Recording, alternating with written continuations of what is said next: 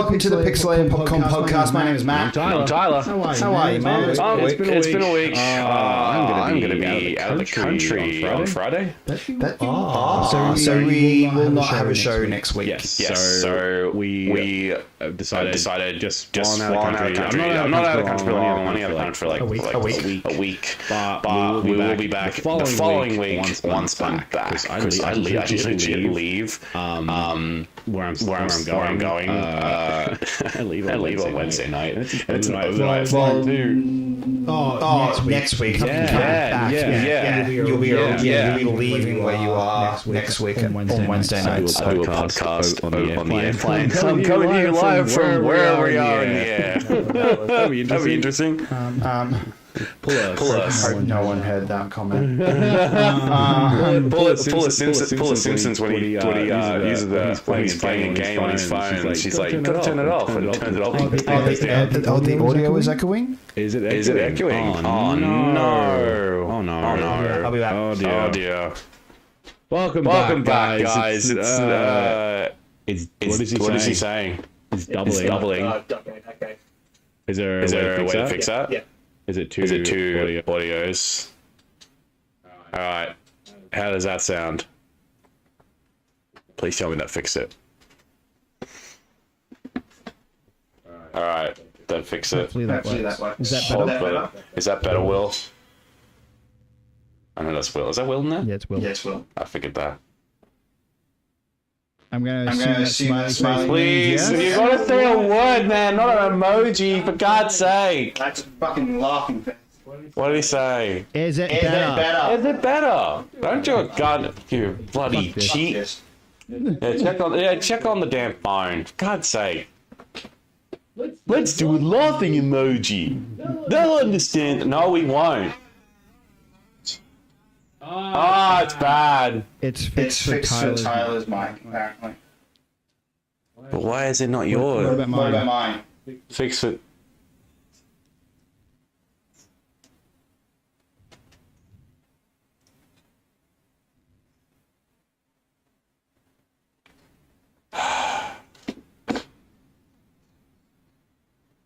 Oi. Oi.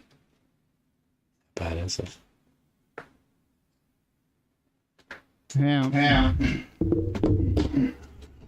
Oh. I thought you had this all fixed up, brother. It always happens.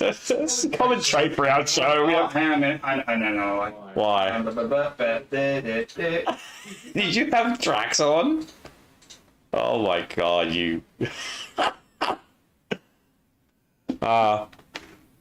Also, I must be 20 seconds behind. You probably are. Jeez. If y'all are just tuning in, welcome. I'm terribly sorry. Hopefully that's better. Please tell me that's better. And don't do a laughing emoji. Just say, yes, that's better. Hopefully that is better. Oh, let's listen. Just listen to it, see what it says.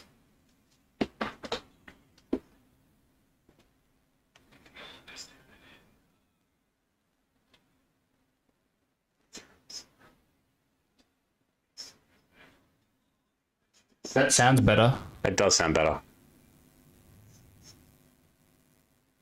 Yeah, I think that's better. All right, cool. Wait, all right.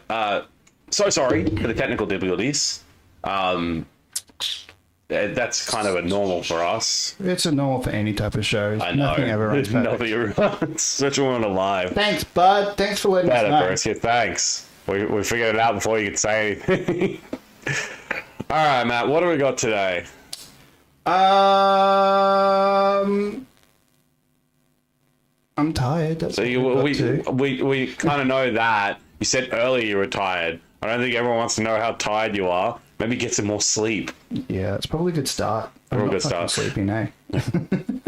For God's sake. Right. So what do we got first? So you want to talk about I showed you before, but Devil Wears Prada 2 sequel. Yes. So we will be talking about that. So where's the button? There. Okay, so The Devil Wears Prada 2. It's earned at least 15 So The million. Devil Wears Prada 2 opened up last week, and on its opening weekend, it has now opened up to 323 million Australian dollars, more than double the film's original film's Which opening. is kind of insane.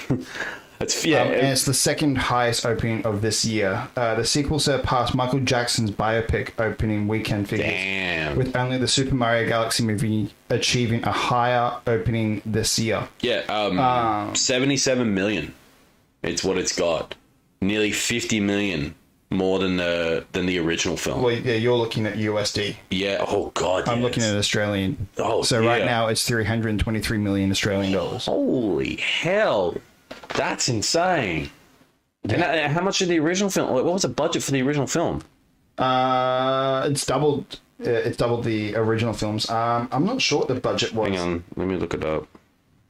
Devil Wears Prada. Its budget. Let's look it up. Which is good. Like, I mean, wow. I figured. Hang on. 35 to $41 million budget. It made 326.7 million at the box office. Yeah, right. Wow. And that's USD, by the way. I mean, more here. So, I mean, look, I had a feeling that this this opening weekend was going to be big. Because I mean, when we spoke about Devil Wears Prada 2's the early reactions last week, when we were talking about the trailer alone, the amount of views it got on the trailer within 24 hours was over a million. fucking nuts. Over probably like 10 million views, I think it was. I'm having a look. Yeah, that was crazy. And the crazy thing is I still haven't seen it yet. You haven't seen the first one yet. No, I haven't seen the first one because, like I said last time, it just didn't catch my eye. I mean, I just don't watch. It's about fashion. Yeah, and I'm Kind of class as a chick flick. Yeah, I'm just not interested. I mean, good on it though. Look, if you love that movie, more power to you. It's just not a movie for me personally. The Devil Wears Prada 2 trailer achieved a historic 222 million views within its first 24 hours, released on the 1st of February this year. Okay, that's actually crazy. Yeah. That's actually kind of insane. Wow. Man, that's for a sequel. Because when did the first movie release? Like 2004, 6, something like that? Crap. I think we said that. 2006. 2006, the first movie coming out. Yeah, so it's been 20 years since the original. Will mentioned in the comments, he goes, OG audience plus new viewers plus bigger global population since the first movie plus Meryl Streep equals higher box office. And Meryl, true. That is true. Yeah, considering that a lot of people love the original because, like, it just... Those three, I mean, the actors who were involved with, like Stanley Tucci, Meryl Streep, Anne Hathaway, pretty sure Emily Blunt. Yes, it was Emily Blunt, yes. She was in it as well. She looks very different in that movie compared to any other movie she's ever done. Compared to now, yeah. For a movie that's, like, took, like, you know, for a movie that was made, like, 20 years ago, to have, like, a sequel 20 years later, and it makes more than the original, that's a good thing. What do you reckon? You reckon they'll do a third one? With how much money success they have with this second one, it's looking viable. It took 20 years to do this one. Maybe it took another 20 years to do the next one. Meryl Streep will be long gone by then. Meryl Streep dies. That's the story. No, look, I don't think so. You reckon they just do 2 and then just leave it? Just leave it alone? If they've got a story that works and it's good, then yeah, I think they'll go for it. But at this point in time, I don't think so. Think about it. Oh, excuse me. When I think about it logically, they could just do a prequel and have younger versions of the actors. But then again, I don't think that would actually work because the movie works on those actors and the actors and the actresses who were involved with the original and the sequel. You don't have Devil Wears Prada without that cast, especially Meryl Streep. God, she's like the main antagonist for that whole. She's actually more like a there's a definition of protagonist and antagonist. Oh dear, I heard the camera go off. Oh, guys. Oh, that's a great fucking show tonight. No, it's a great show. Audio issues, camera issues. And 3 and 2 and 1, and we should be back. Hello again. I've got the name of it. There is a definition of a character that is both a protagonist and an antagonist. I think it's called a triangonist. I think it is. I'm not 100% sure. Yeah, but anyway, that's just Hart's point. Okay. Yeah, so Legacy sequels after the success of Top Gun Maverick. That's true. That's true. Top Gun Maverick, though, also got a major success, though, because it was the first movie to be out during COVID. I remember. So that is one of the reasons why that movie was such a success. I mean, they did. I remember I actually heard like many stories coming from the set of that movie that like Tom Cruise got mad at some like crew members. Yeah, he got mad. That was on Mission Impossible. No, that was on Mission Impossible. That's right. But he got mad at the studios for not having Maverick out. And so that was the thing. Didn't he like threaten to like pull funding if they didn't release it? I think something like that. Yeah, but that seems like something he would do if he think the studios are in the wrong. Plus, Maverick did one thing that I was very happy. They included Val Kilmer before he passed. Yeah, but you know one thing I did not like about it though? What? At the end of the day, it was just Star Wars: A New Hope. Yes, it was. For real, it was. I'm not joking. I know. I'm agreeing with you. Have you seen it? I have seen Maverick. I really enjoyed it. It's the whole premise is going to a fucking base, and they have a little small section to fire a missile at. It's still a good movie. It's fucking A New Hope and the Death Star. It's literally Luke and Tom Cruise. But no, look, is it still a good movie? Yes. Because it's Star Wars. I'm pretty sure Star Wars fine. I'm pretty sure George Lucas wrote it. He did not write it. Film says otherwise. But no, I still think look, again, you think about this. Val Kilmer at that time could not even speak properly because he had throat cancer, which removed his voice. Another reason why it was a Star Wars movie. Oh, for fuck's sake. You go back to... Can I just appreciate he sounds like a droid. Can I just appreciate that Val Kilmer was in that movie? Because I don't care what anybody says. He is one of my favorite actors to play Batman. Because he did a really good job at Batman Forever. Now I want to do an edit of the droid from Star Wars saying I'm Batman. Of course you fucking do. What did Matt say?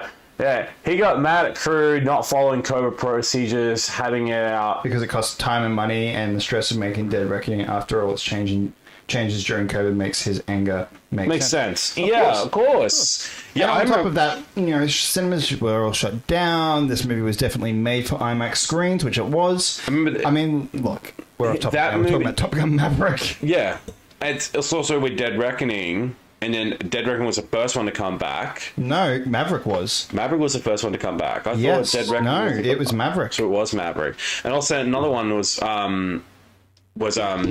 when I watched Jackass 4.5. Jackass Forever was also filming around those same protocols as well. Everyone was films, but they were one of the first movies to come back and like to film on set because they hadn't finished filming Forever yet. They had to film. They had to stop and go into lockdown because the entire world went into lockdown. Yeah, that's true. That was an interesting time. But yeah, all right. Cheers. But yeah, no. Look, I still want to go and see Devil Wears Prada 2 because you've seen the original. Yes, I have.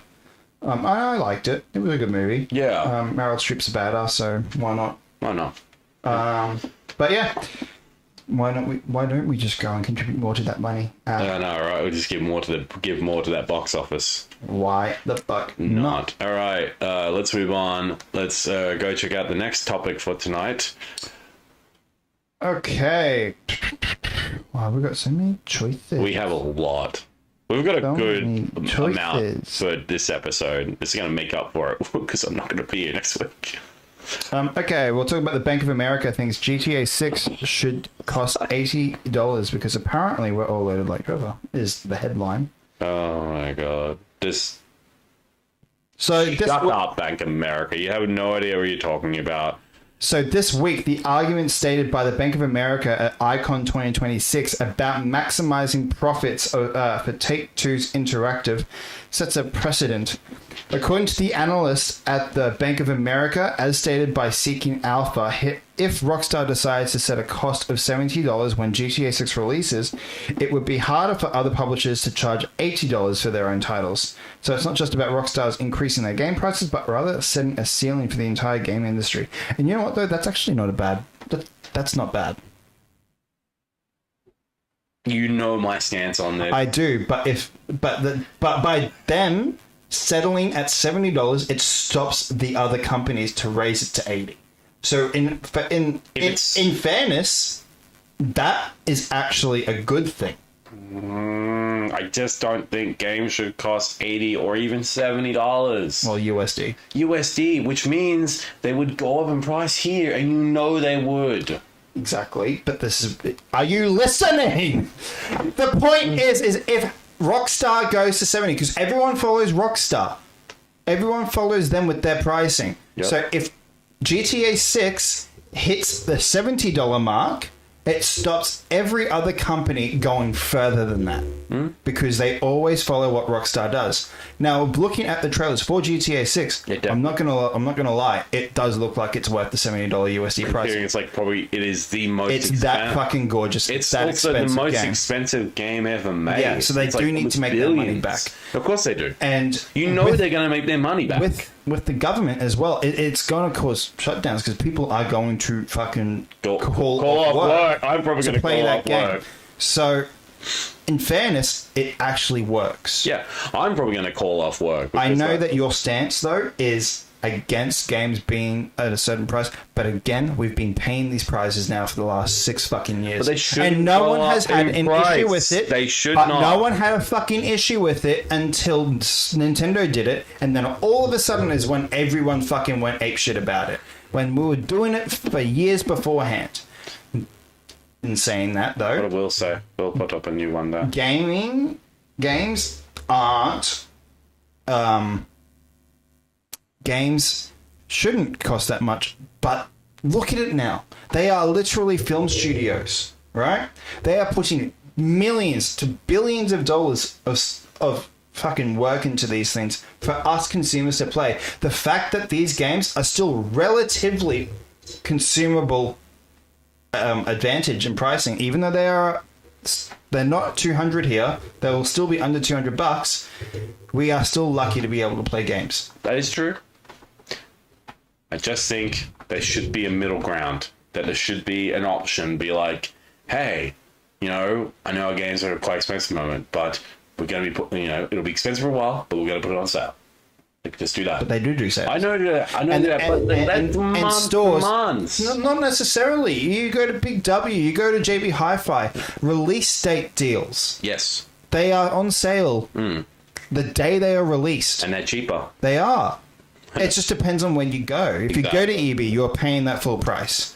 But if you go to Big W, if you go to JB Hi-Fi, you go to Good Guys, sometimes you're going to get a very good deal on opening day. And you can also price match too those prices. You can go to EB. If those are in stock around your local area too.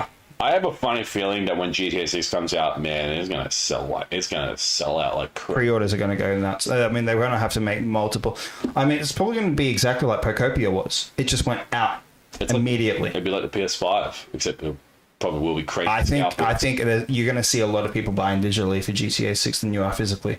Which sucks because I would buy it physically. I probably will buy it physically. That's if you can get it, though. Exactly. And that's the point. That's why I'm thinking it's going to sell more digitally than it is going to be. The second pre-orders go live, I'm immediately going to get You're going to be locked out.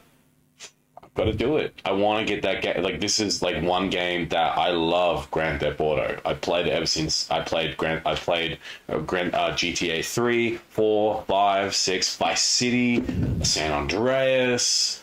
I've played all of their franchise. And and I'm excited for 6 because, goddamn, we're going back to Vice City. But do you have those physically still? No. So then what's the point of having it physical? Because, one, I want to own this physical game. You're not going to be able to own it physical. Because I can tell you now, it's not going to be on the disc. That's the downside of owning physical games these days. It's not on the disc.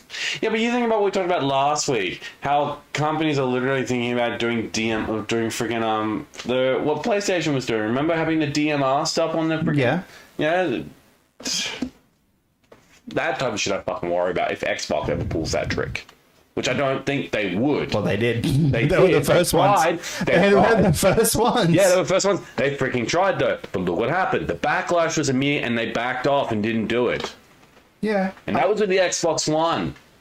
And by the way, the Xbox One is pretty much now not relevant anymore.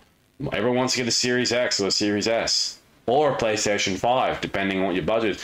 But even then, when it comes down to it, though, if I can get a physical copy, I will. If I can't, then I'll get a digital. I just think it's going to be very hard, and I reckon they're going to have limited. You know what happens if you? I reckon they're going to have limited numbers physically, and it's going to be a rare thing to own. I think that's what it's going to be. You never know. We haven't even got a release date yet. At least we don't. I know, but you looking at all the hype over it. That's how I know. You're looking at the amount of people that are so excited for this game. Oh, so I do think everyone's freaking excited for this. Getting it physically, you're gonna struggle. You're gonna be battling through a minefield. And if I can get it physically, then what? Well, then congratulations, you fucking got it. But what I'm saying is I don't think that it's gonna be easy to get it physically. If you get a pre-order in, you are guaranteed to have a physical copy. If you pre-order a physical copy... Have you not heard of pre-orders getting cancelled because they oversold the pre-orders? That is also true. I've never had to deal with that, though, because most of the time when I get a pre-order, I pre-order. Yeah. And this is the thing, and this is going back.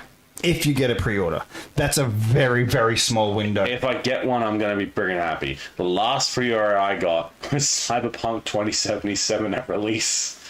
And that was on PlayStation 4, by the way. I regret getting that game on PS4. It crashed so many times. What one? PS4 Cyberpunk 2077. Oh, yeah. Release. Anyway, Will said a couple of things in there. Yeah, so lots of publishers and game companies are scared of releasing games around the time they believe GTA 6 will come out. That's true. And he honestly prefers games up to $50 to $80 than playing games with constant ads, as I've seen being pitched. And why GTA 6 be too big to be on a disc? Exactly, that's my point. That's my point. They put it on 2 discs. It's been done before. They put it on 2 discs. That's true. That was when it was on the disc. Yeah. But now we are living in an age where our discs are just fucking key generations. Which I think is shitty. I don't like that. And that's why I'm saying having physical games in this current cycle is not great. Because even though you have it physically, you don't have the game on that. I agree with you. I am still going to try to get a physical copy. I would like to have it. That's just me. Oh yeah, I'm not saying I wouldn't love to have it either. I would. But the reality is that you're in a very, very small window of getting that. I know. So I think digital will be the way to go for GTA 6, unfortunately. Yeah. And fall back because then you're guaranteed to fucking get it. Yeah, fall back to freaking Bank of America and what's their intake on this? Like they're not even in the gaming market. All they care about is profit. They're a bank. That's the thing though. That they are going to make bank. Yeah, of course they are. And they're still going to make money regardless. And they are finance people, so that's why they're saying that they think that they should be selling it for 70, not 80, to combat. They are on our side here. I still don't trust. I don't trust big banks. I mean, for goodness sake, they said it for the people and that, but you look at some of the things that banks have pulled in the past. It's ridiculous. But again, look, that's another topic. Honestly, look. If it goes to $70 and gaming market follows it and then they just don't go any further and leave it at that, then fine. But I still do worry about, the price going up here and it becomes really hard to be a gamer in this country. It's already hard to be a gamer. Yeah, it's already hard being a gamer in Australia. It costs for my Xbox Series X, cost me around about $650. And I had to afterpay that in order to get one.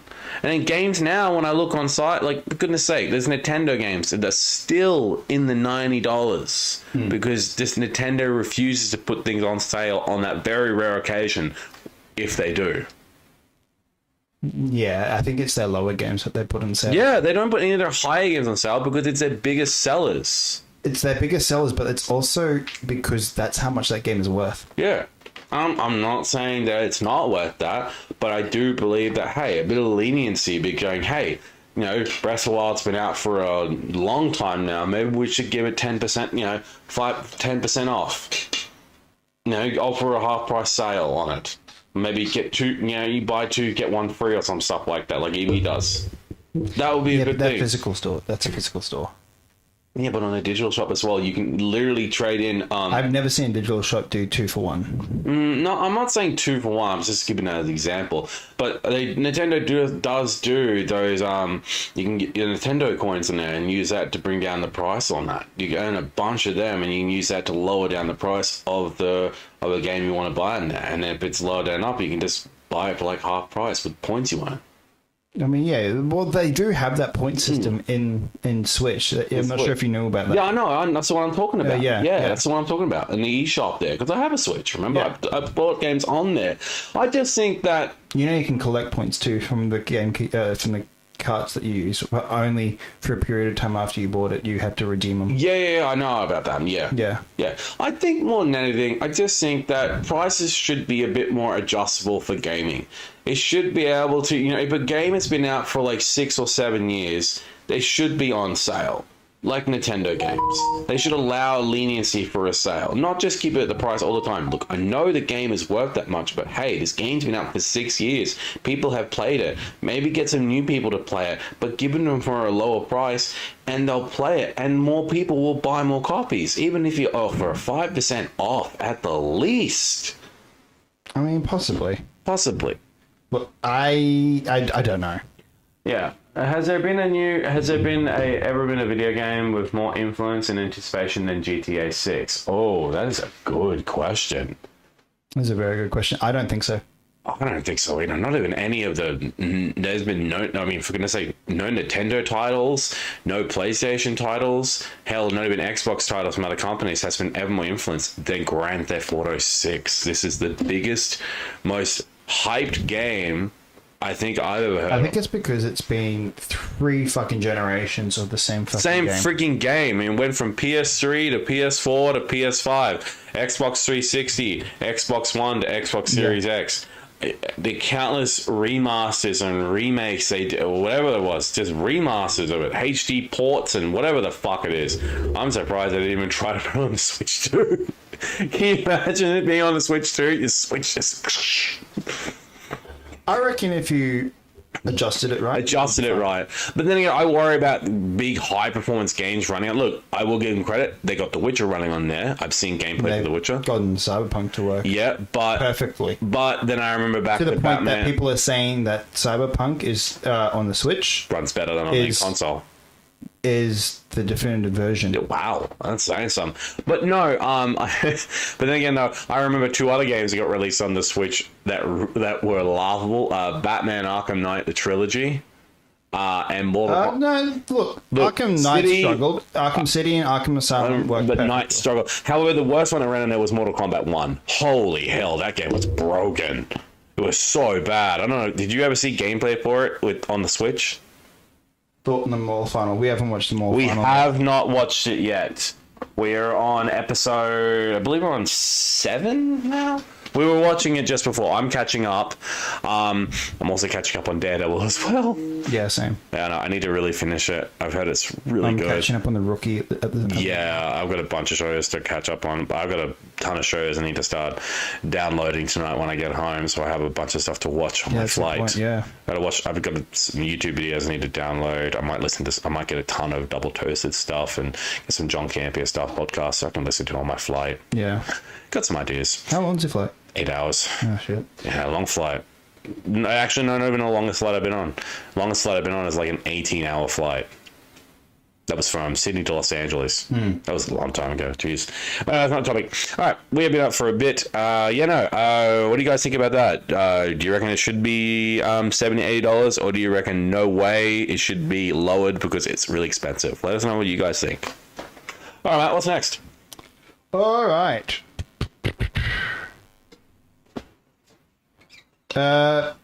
Actually, they did say that. They said, sorry. Someone said, "I'm sorry, Switch is not running Cyberpunk 2077 better than PS5." It is. Wow, it was. Yeah, I'm sorry, Switch. They rebuilt the game from the ground up to make it run perfect on the Switch 2, and they have said that it is the definitive edition. Who's saying that? Tiger. Do we know them? I think it might be Caleb. Might be Caleb. Wait, is it T Tiger? Yeah. That is Caleb. That's his. That's his tag. I know him anyway. Caleb. Hey, Caleb. Is not running Cyberpunk 27 better than a PS5. I have to actually. I'm sorry to say it, but I've got to agree with Matt here. Yeah, maybe look, I was agree with him. I have seen it run on the Switch, and particularly Switch 2. It runs a ton better. It is Caleb. Yeah. It runs a ton better. Yeah. I watched gameplay for it. I looked up on YouTube, get the comparison, and man, there were stutters in the PS5. Yeah, there have been stutters in the PS5 version, but as I said though, what they did with the Switch 2 is that it wasn't just a generic port. They rebuilt the whole fucking That's CD game Projekt from Red the for you. ground That's CD up Projekt Red for you. That's the what they Switch do. 2. 1,000%. And so, and you want to know the kicker? Uh-huh. It's not a key card. No, it's not. It's straight up built all on the fucking. That's why I itself. like it, because the other games, it wasn't like all the rest of the games that they're now. You have to download it. You have to download it. Like, I hate when they say copying, it's technically It's downloading. That's what it is. I'm back. Hey, Caleb. What's up? Well, welcome back. Right. What do we got next? Let's get off the Switch 2. All right. Let's go all the way back to this. Now, do you remember a few years ago, and I'm talking years ago, we had a fantastic thing called Narnia? Oh, God. Man, now you're making me feel old. I was young when it came out. I loved that Narnia movie. Look, I loved enjoyed the first Prince one. Caspian. Prince Caspian was Third good. was shit. Huh? You didn't like the third movie? No. No. I'm pretty sure it didn't come to the cinemas. No, it did. I went to cinema. Yes, I went to cinemas and watched it. It did come to cinemas. It was not very well advertised. No, it wasn't, because it just wasn't good. They kind of ruined it with the third movie, with the Voyage of the Peter Doctor. and Susan weren't in it, were they? Yeah. Oh, no, Peter and Susan. It was just Lucy, wasn't it? It was just Lucy and what's the youngest brother? You got Peter, Susan, Lucy, and God, what was the other one? God.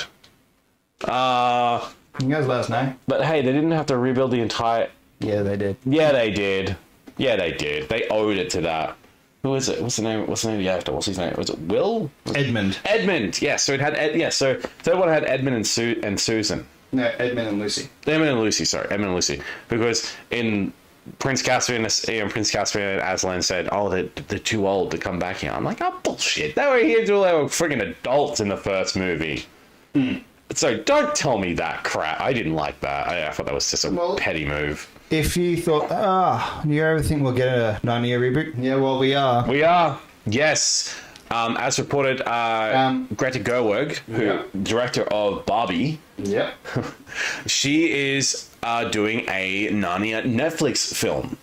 And it's called Narnia, the Magician's Nephew. Which is the first one, not The Lion, the Witch, and the Wardrobe. The first one is it's a Magician's Nephew. Yep, and the project was originally planned to have a Thanksgiving IMAX-only release for 2 weeks only, followed by Netflix's release at Christmas. Then on Friday last week, it was announced that plans had shifted. The title is now getting a wide theatrical run globally in both regular cinemas and on IMAX on February 12th, 2027, followed by a Netflix release 54 days later on April 2nd. Yeah, I have to agree with you, Will. Prince Caspian is my favorite of the trilogy as well. Yeah, I think it's underrated. I mean, look, I love the first one. With the first being a close behind.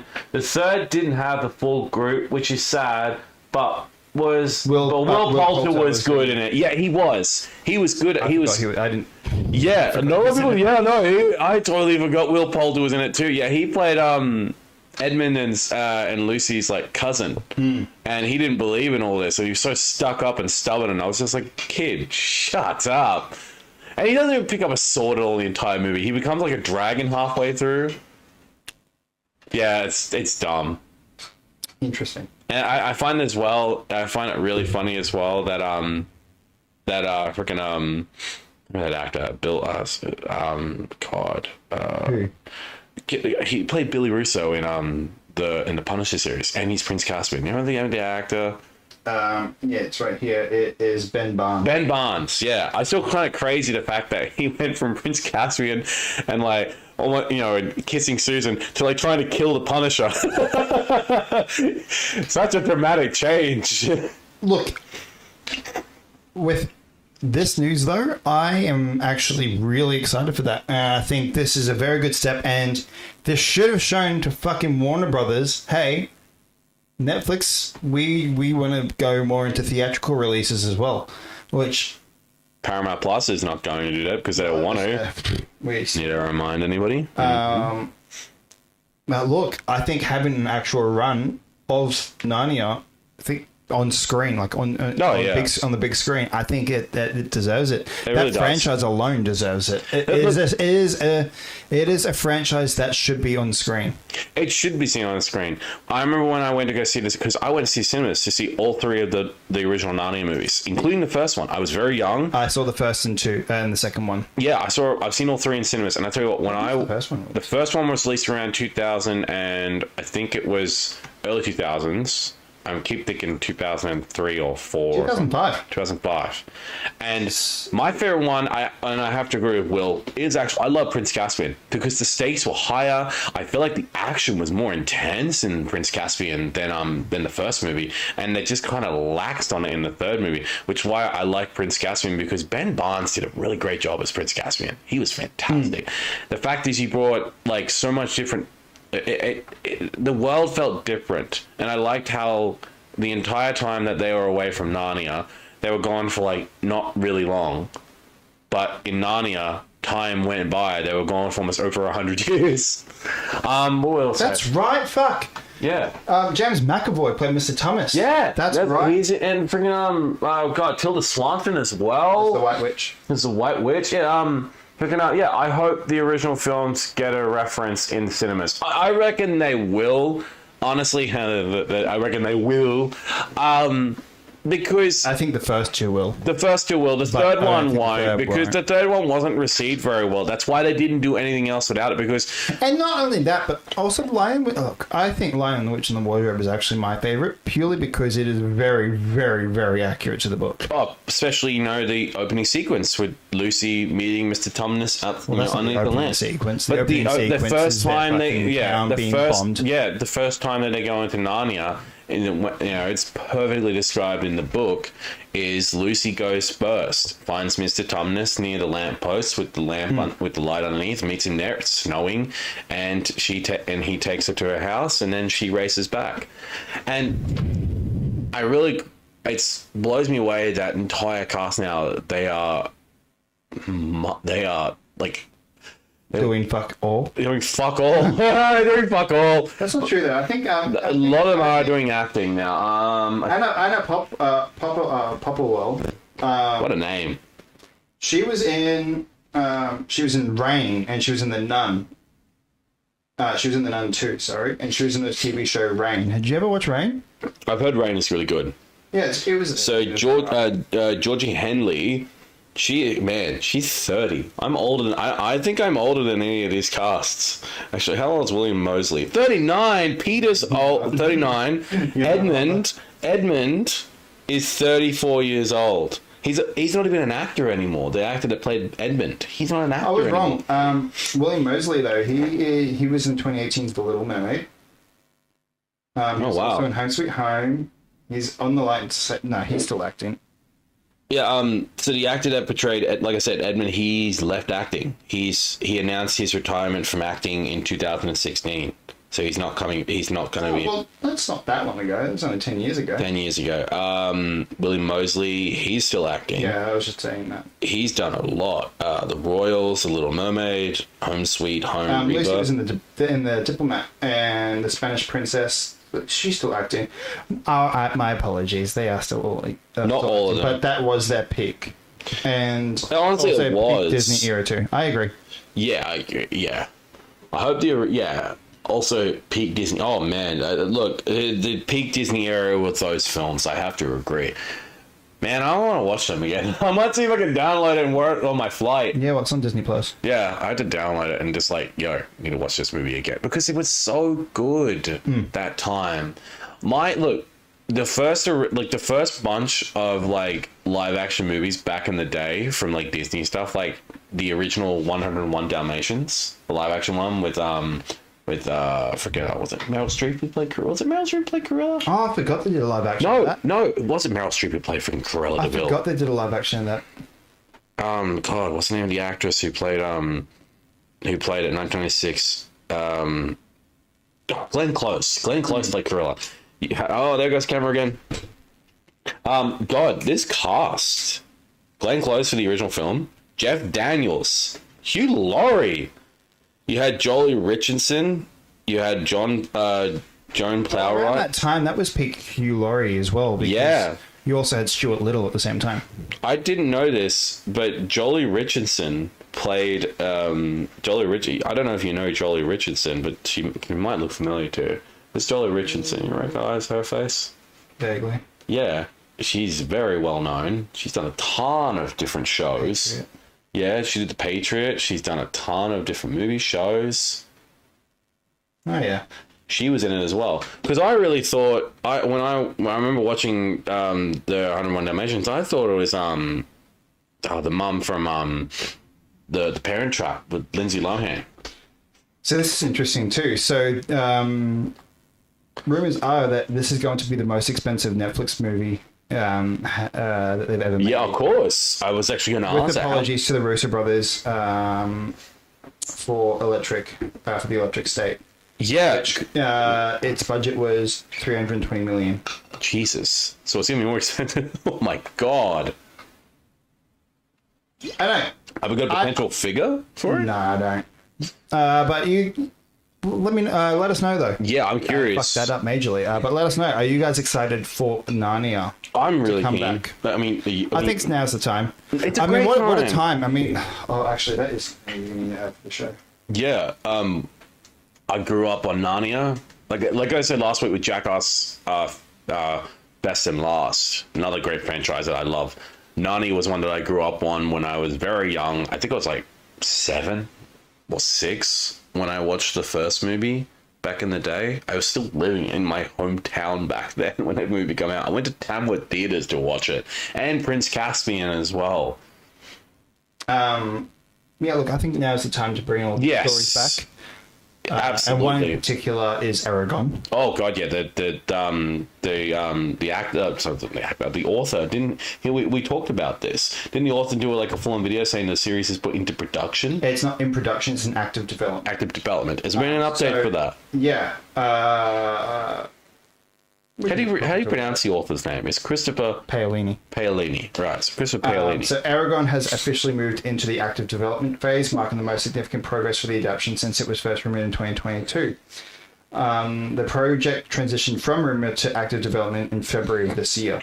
The creative team Variety reported that Todd Harthan from High Potential and Todd Helbing, Superman and Lois, have been tapped as co-showrunners. We talked about that. And the production process, a writer's room for the series was open in late 2025 and work is currently ongoing according to reports in February 2026.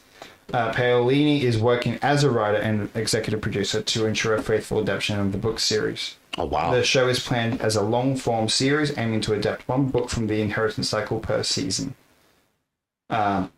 So, what a time, because we've got Narnia. We've got Narnia, which was the year before the Aragon movie. Yep. So we're kind of getting these movies back. We're getting a lot. And also, I mean, it's been a bit longer a bit earlier since 2026 as well. But in 2006, we had the Stormbreaker movie. Yeah, we did. And now we've got 3 seasons of a fantastic show of Alex Rider on Amazon. Which I'm not sure even you knew about. I do know about it. Yeah, I knew about it. We also know the fact is another one, Percy Jackson and the Olympians on Disney Plus. That was another early film they did way back. They did 2 of them. That was a 2011 movie, though. Yeah, but still though. My point is around the 2005, 2006 era, we're getting remakes of movies and franchises that kind of semi-failed. Yeah. And hopefully are getting a lot better adaptations, and I have a bit more trust in Aragon now than I did originally. Yeah, we don't talk about that original movie. I don't think Christopher Paolini even likes that movie. He was still young. He was still young. He wrote Aragon when he was 16. I know. But, you talk about franchises coming back, but then I think about, another franchise that should not be coming back, but it's different, and that's the Harry Potter series on HBO. So HBO? Yeah, HBO. Yeah, HBO Amazon series. Oh, HBO Amazon series. My God, where's my brain at tonight? I'm a little unsure about it. especially with the backlash, especially the casting of Snake and all. Snake? Wow, Snake. Where is my brain today? Jesus Christ, Snape. I'm going to see myself now. I'm going to hand in my nerd card. Yeah, good. I disagree. I think Harry Potter will be good. I know the I'm going to be Snape is the iffy part. He's the iffy part. But everything else I've seen, the actor. Everything else I've seen, including in that trailer, looked fucking good. I'm optimistic because, again, we grew up with the original, with Radcliffe, with Watson and Grint, and all that original cast. And it's sad now that a lot of that original cast have all passed, away. Not a lot. We've lost McGonagall. Only a handful. We've lost nearly half of the teachers at freaking Hogwarts. Snape's gone. Dumbledore's gone. Again, though, a lot of them were older. I know, especially Richard Harris. Yeah, and what's we got here? Yeah, Mistborn is getting a movie too. Mistborn. What's that one? Have you heard of that one? I've never heard of that. Sorry, Will. I probably have not heard of that one. The Brendan Sanderson series. This will be the first time though it's getting an adaptation, though, right? Yeah. Because I know the book series quite well. Is that based on the? I know I've heard about the video game called Myst. No, it's got nothing to do with that. Series. Book series. Okay. The only thing that didn't work out was the Vampire Academy comeback as well. I prefer the movie over the TV series. Yeah, I heard about that. So you prefer the movie or the TV series? I prefer the movie. Yeah, I heard the TV series was garbage. So was the movie, but the movie was a bit better. Yeah, the movie was trash. My sister watched it and she said, this movie sucks. Another movie that if you put the two together, I'm choosing. You know what? There's another movie franchise that I reckon should get another try, and that was Iron Number 4. That should just make that a great TV series because it has the potential to be built to be a great TV series. Same with Jumper. Same with Jumper, man. Anyway, we're off topic. We are. Okay. I think the Harry Potter series will be good, yet it won't compare with the original films and that era, and I probably won't watch it because the promise will fund Rowling's anti-trans efforts. I can understand that. That's your choice. Yeah, look, as I said though, it's still going to be good, but still, but people you're are also funding HBO at the same time. You're at the same time. Like at the same time, if your subscription isn't solely going to her. Yeah, it's going to all of HBO so they can push out more content, which I think is great. Of course, there are going to be stuff that's going to go to JK. Of course, there is.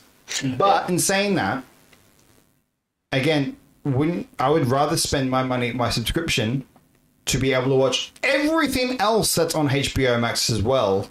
Not just Harry Potter. If you're only spending your money for HBO Max to watch Harry Potter, then I can kind of see your point. Yeah. But the fact is that you're spending your money on a subscription service to watch not just Harry Potter. You've got DC, you've got Dune, you've got anything Warner Brothers there. For now, at least, until... He also said that... So, look, I kind of get your point, but at the same time, you're paying for a subscription service to a whole company. Not just the one. He also said that Brendan Sanderson is actively involving in writing and producing the movie. Oh, that'll be good. That's going to be good. They're pretty good. All right. And I think that's how they should do it from now on. Have the authors involved. Yeah. Yeah. Exactly. Just not George R.R. Martin because he can't finish the book. Well, dude, I want to reboot the Jumper RP so bad, or make a show that's very similar with teleporters and stuff. That actually is pretty cool. That'd be really good. They made a game. They made a game. Yeah, I tried it. It wasn't the greatest. What's going on your phone tonight? Just buzz. Take a fucking guess. What is it? Text messages? It's the SFH app. Of course it is. Are they all raging at me? I don't know. I haven't. Okay, I figured that. It's just reels as always. Oh, I just mute it anyway. But no, let's jump on the next topic. What we got next, Matt? I see what you did there. What? You have no idea what you did. I didn't realize I made a pun there. So let's teleport to the next one. Let's jump. Actually, before we do that, like Jumper was a fucking good movie. Hayden Christensen was really good in that. Samuel Jackson as well. Jamie Bell. What's her name? Rachel. The love interest. I know her from the OC in that. What's her name? Rachel something. Am I? Type in Jumper, you just get listings for Jumper. Fuck's sake. I clicked on the and it didn't do it. What was the cast? Matt, do you know how to use a computer? No. Rachel Bilson. Yeah, Rachel Bilson. That's it. Yeah, you had like God. Michael Rooker. Diane Lane as Kristen well. Stewart was in it? Yeah, she's at the end. She only appears at the end. Yeah, there was quite an ensemble cast. Yeah. It's kind of funny too, but still, no, it was good. I enjoyed it. I really enjoyed it. And one more movie I think it should be mentioned too is Hancock. I love Hancock. It was hilarious. The ending made me go, what the fuck? What, when he like has to spoil it. People the movie's been out for years. So what? Spoiler alert for Hancock. I don't remember. Well, actually, I do, and I had to agree with you. I wasn't a really big fan of that ending. But it was still good, though. Yeah, the film was so good. Bad. It feels like they didn't know how to end it, and it felt abrupt. Yeah, especially the ending for Jumper. I agree. All right, what we got next, Matt? Let's jump into it. Let's teleport.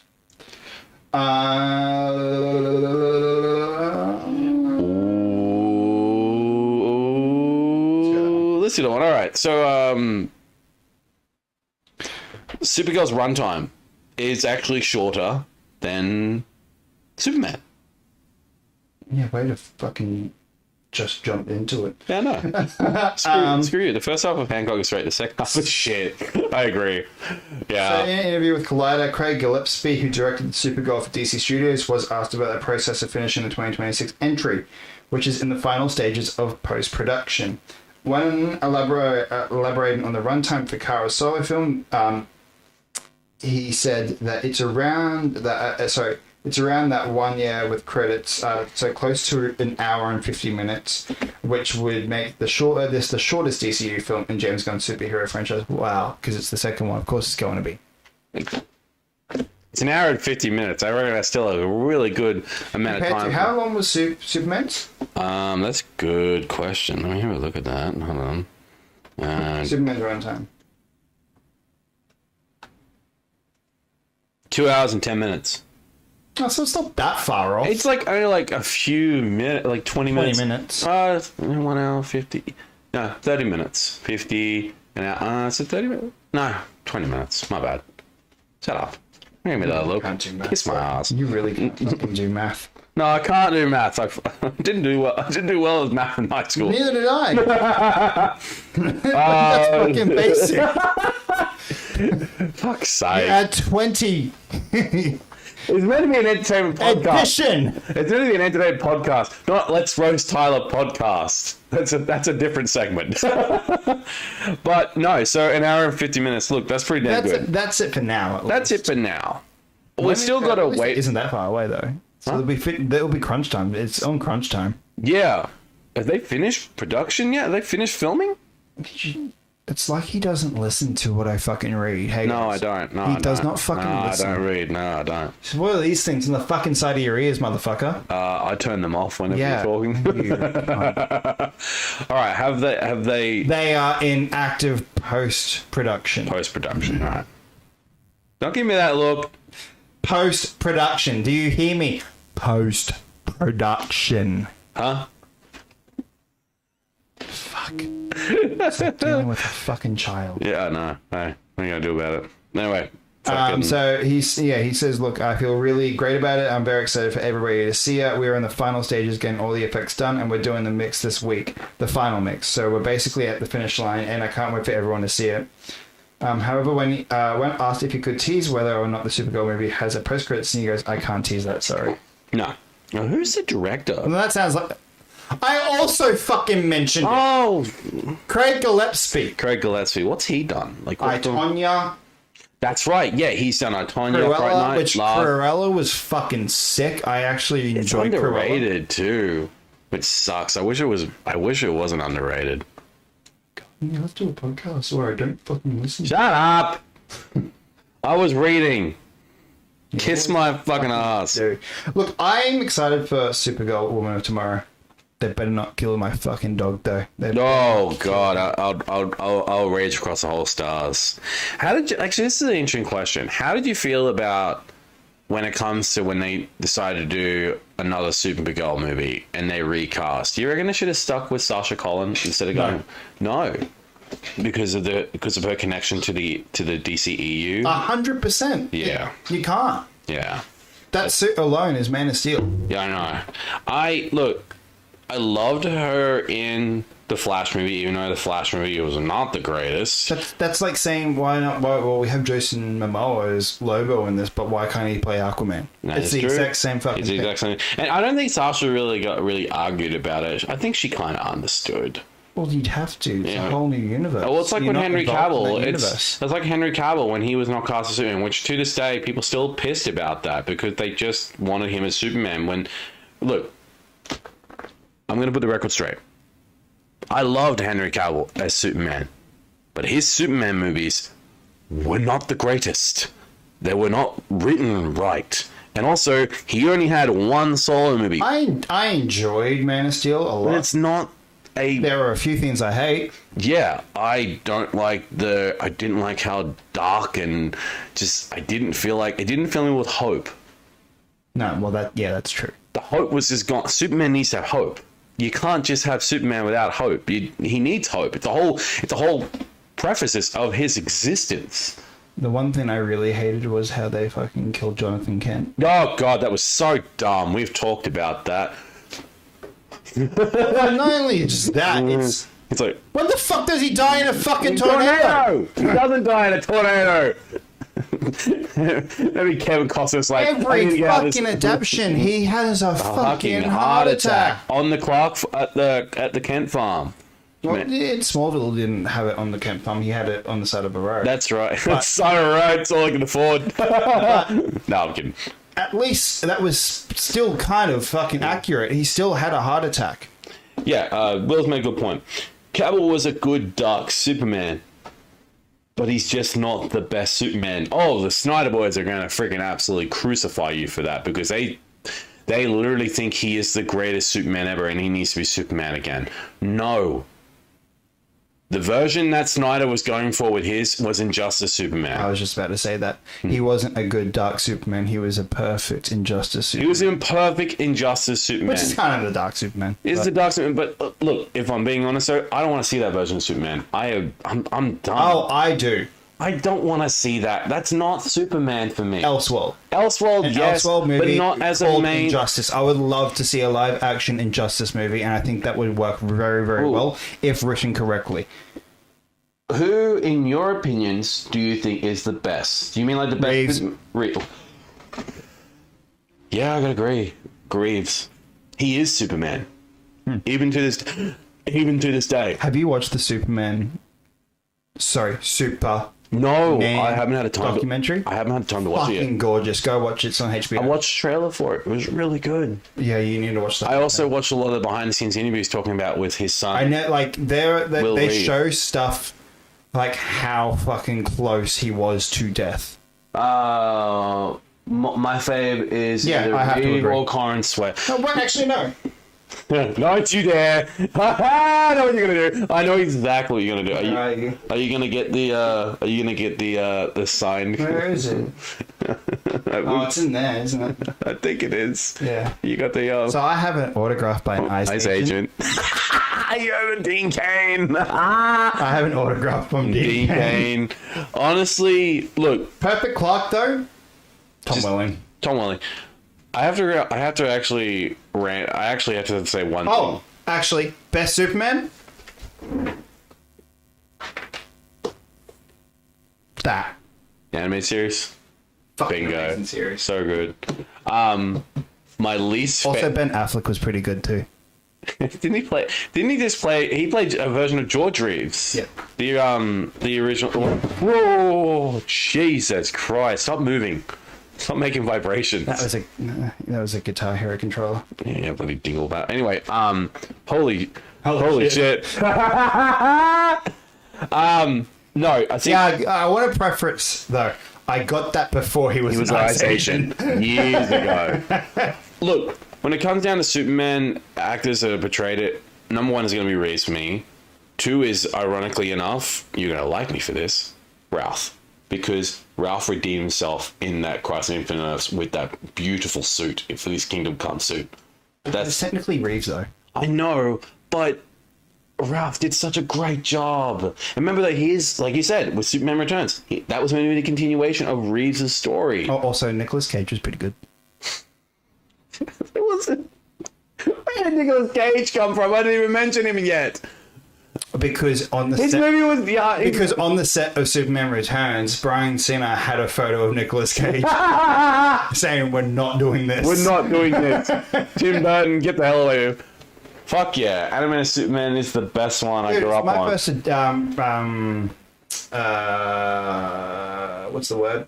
Your first cartoon. My first introduction to Brainiac. And that fucking Brainiac scared the shit out of me. You'll enjoy all the beautiful sunshine in Metropolis. I'm gonna go lurk over in Gotham City for a little while because I grew up in the animated series Batman.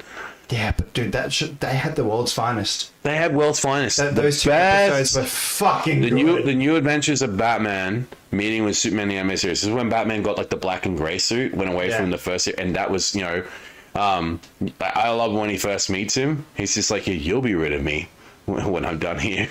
He trolls Clark Kent and finds out where you are. And how does he do it? Doesn't say anything. He just watches binoculars. He sees him. He's just like, and it just takes off.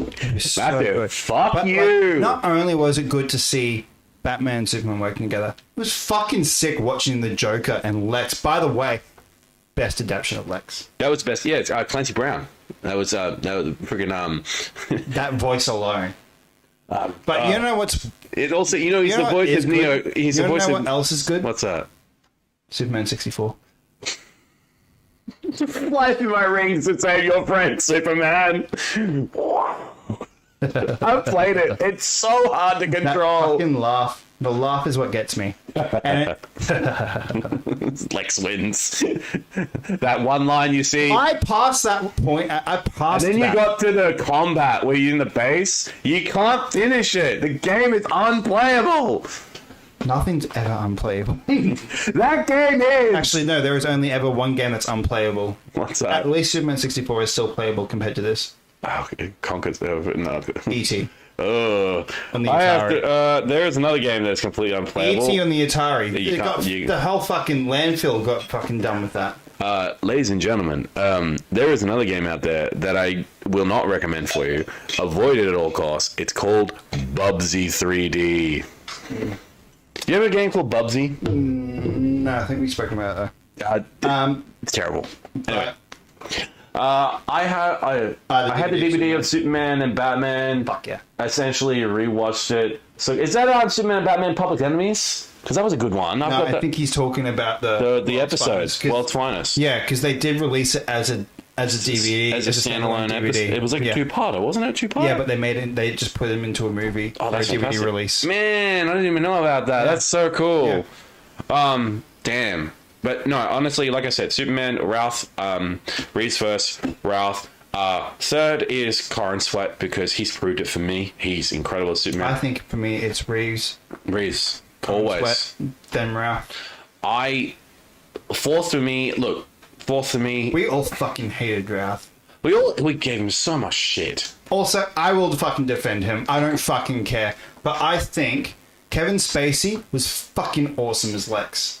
I just wish that now with his... He was Lex. He literally became Lex. He's now the real Lex Luthor. But honestly, when it comes down to it, fourth will be Cavill. I really loved Cavill. Hecklin is great as a TV version of Superman, like a Superman that's older. If we're going to talk TV, Tyler is the best one. Tyler's the best one. He's the only one that's ever put on the suit. Remember, Welling didn't put on the suit. Welling never put on the suit. Kane did, but I didn't grow up on Dean Cain's Superman. He was still Superman wearing a suit on TV. I hated his suit. It looked terrible. It looked like nylon fabric. It looked like shit. It was still better than fucking Nick Cage's. Anything is better than Nick Cage's suits. Let's make a weird, wacky design suit with a mullet. I'm like, what? If any of you do not know about Nicolas Cage's Superman, go and watch The Death of Superman Lives by John Schnepp. May he rest in peace. Go and watch that documentary. It's fucking cool. It's such a fucking cool concept. Because it was being directed by Tim Burton. Tim Burton was directing it. It was going to be his version of Superman. And man, it was going to have Brainiac. Kevin Smith was one of the first writers for it too. And I think he was supposed to have no powers. Yeah, even Kevin Smith's like, what? And he was fighting a giant spider.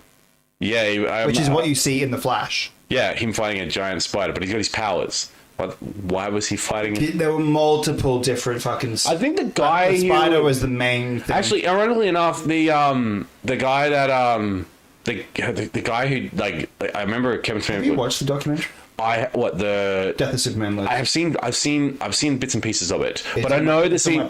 Yeah, I had to watch it. There's a lot of DVD here. I didn't know you had the DVD. Yeah. Where is it?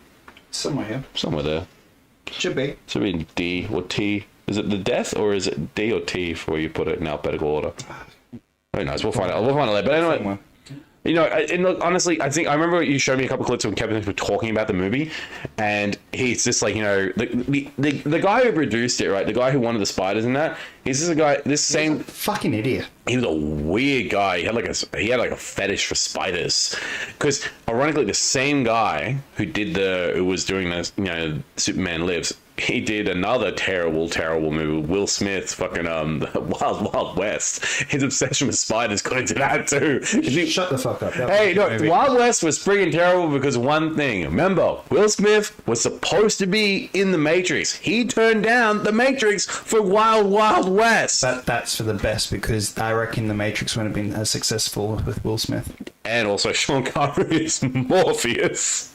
Still can't believe that's actually real. And fucking take it back, because now we have the best fucking ride here at Movie World. That is true, but I just don't like that. I love the Wild West Falls. I hate that movie because I feel like I just got robbed. Some of the actors are in that, which is fucking terrible. Salma Hayek in that movie was just eye candy. That's all she fucking was. I get it, but she's also a great actor. To Salma Hayek, but that's what most of her characters. I know, but she's also a really good actress. She is, but she's getting hired for the eye candy. Yeah. Well, back then. Yeah, back then. Not nowadays.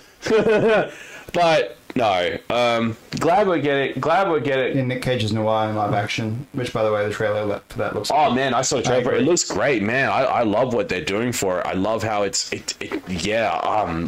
I feel like I don't know if we'll have enough time to talk about that today. It says Wild West is a sexist, bullshit, crazy, fever dreamy motherfucker. Oh god. It was awful. God, everything about that. So many fucking racist fucking shit they were saying. Like, every single second was just a goddamn joke about it. Literally, they were about to lynch Will Smith in one of the scenes, and he turns it into a fucking public speech. So many stupid sexual innuendos that made no fucking sense. They literally, there's a whole scene of them like... It was the 90s, wasn't it? Yeah, it was the 90s. There's a whole scene where both him and another actor, I don't know the other actor's name, but he was great. No. Yeah, look, the 90s was a weird time. Especially if it's 97. 99. Oh, it was 99? Oh boy, that was even worse. I think the worst year for film was 1997. That movie had Disagree. Disagree. What was the worst year for movie for you? 2006. Why? Is it Aragon released? Yeah, but you also had Stormbreaker. Is that the one with is that the one that had Ewan McGregor in it? Yeah. Yeah, I heard about that. God, it was awful. What a waste of time for Ewan McGregor. You also have Poseidon. Is that the ship one? Yeah. That was terrible. God. Yeah. Oh, what else was there? There were two good movies. That you had This Is England, which is This is a great film. Yeah. I fucking love that. The Last King of Scotland was good. Casino Royale. Casino Royale was... Kenny. Wait, Casino Royale was 2006? Yeah. Man, that was a long time ago. You know what? I'm wrong. Oh, you had the Da Vinci Code as well. Covenant was okay. And you had Scary Movie. Covenant was okay. I didn't mind Covenant. That was alright. It was just like a rip on fucking Just a male version of freaking the Underworld. Actually, no, more of the Craft. Click, Deja Vu. The Prestige. I'm wrong. 2006 was still pretty good, but there was still a lot of bad shit. There's still trash. Like Summer Blockbusters was quite shit. But This Is England. Will, have you seen This Is England? By the way, they made series of it too, continuation series. Oh dear. And it's fucking sick. Every single one of those series, beautiful. Beautiful. I fucking adore that world. I would love for them to do This Is England 2000s, where they kind of tackle like the emo culture instead. But I don't know if we're going to get that. I finish with This Is England 90, which is a perfect of the 90s world, of the grunge world. Because do you know much about This Is England? I've heard of it, but I've never watched it. Oh boy, here we go again. It's really fucking up to know. It's really. I have not seen This Is England. I've heard it's really kind of like it can be quite brutal in some parts. Oh yeah. I've heard it's like can be freaking so crazy. Okay, so This Is England is. I'm gonna stop the recording. This Is England is set in the 80s, around the skinhead punks. Oh geez, yeah. And there's two factions. So there are the good skinheads and the bad skinheads. Nazi skinheads. Fun. And pretty much what it is about is this kid was getting bullied at school. He then joins this group of skinheads, and they're like family, and they were good. Then one of what's his fucking name? Because it's a good cast too. Yeah. Yeah, you have Woody. And Thomas one of Woody's friends, Combo, comes back from prison, and he ends up being a skinhead. He ends up being like one of the Nazi skinheads, and so there's this whole feud in between the friend group. Then some split apart. £5 million at the box office. It led to 3 sequels. It's fucking gorgeous. You need to watch it. You really need to watch it. I'm describing it fucking poorly, but you need to watch it. But I will say, I will give you the heads up. There are a lot of racist stuff that happens there. There is a scene that made me physically sick with the character Milky that happens. Very sexualized as well, very hardcore drugs, very hardcore alcohol usage, hardcore swearing, just hardcore racism and stuff too, because that's what it was like in the 80s. I highly recommend you to go and watch it. It was an independent movie, and it just skyrocketed. It's beautiful. But you have the guy who plays Combo. You have Stephen Graham. Yeah, Stephen Graham. I just said on here, he's He's fantastic. You also the character who played the actress who plays the character Lol is Vicky McClure. Oh God, why do I know that name? Oh my God, yes, she's Trigger Point, Line of Duty, Shane Meadows is England. She was in all 3 of these England sequels, 86 and 88, and 90. And 90, yes. She's the biggest one, Broadchurch. And she was also in the new Alex Rider series. That's right. Yeah, I forget that she's in that series now. I remember when I first watched Alex Rider, and I was like, "Fuck off! It's Lol." Ah! But no, I'm reading about it, and like, geez.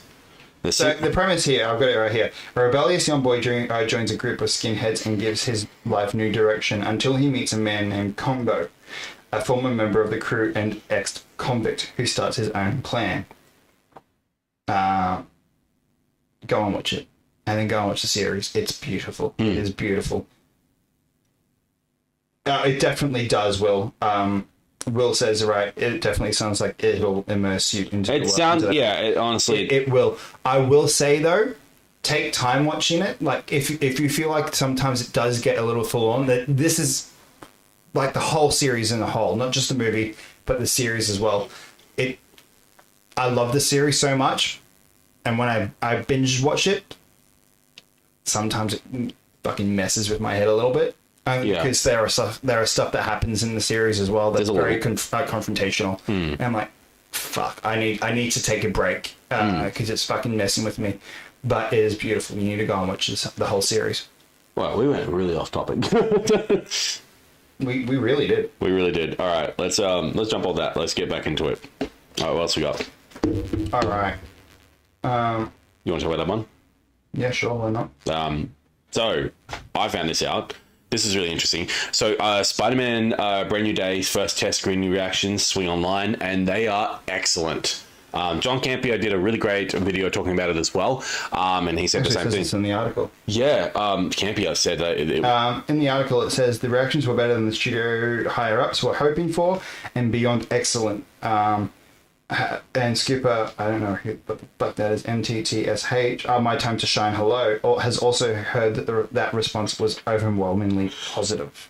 A lot of people are really, really, really freaking excited for this, and if the test screenings are what they're saying, then man, I'm even more excited to see this movie. Can't be. Someone's cryptic HD quality also said I only heard about one, and it was internal. The people who saw it were very, very pleased. Good. So both internal and external for the test screenings. It was only internal. I was only internal. Okay, but look, they're saying good things about it. Good, because what we're seeing in the trailers. Also, did you see the script? The first few the first opening scene pages got released. Oh no, I didn't know that. Yes, they were released for Brand New Day. Yes, shit. Sony released it. God damn. All right then. Fuck. That makes sense. Oh goodness. So